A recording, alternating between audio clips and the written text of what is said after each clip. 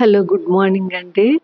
ఈరోజు అంబేద్కర్ గారి జయంతి. భీమ్రామ్ రామ్జీ అంబావాడేకర్ 1891 సంవత్సరంలో ఏప్రిల్ 14న మహారాష్ట్రలో ఒక దళిత కుటుంబంలో పుట్టారు. పాఠశాలలో, కళాశాలలో ఇతన్ని వేరుగా చూసేవారు. అత్యధిక మార్కులతో చదువు పూర్తి చేసినా కూడా కనీసం బహుమతి ఇవ్వటానికి కూడా ఇవ్వకుండా తక్కువ కులం వాడని వెళ్ళిపోవటం జరిగిందండి ఆయన. దాతల సహాయంతో ఇంగ్లాండ్లో బారిస్టర్ పూర్తి చేసి తిరిగి ఇండియాకి వచ్చి స్వతంత్రోద్యమంలో ఆయన పాల్గొనటం జరిగింది.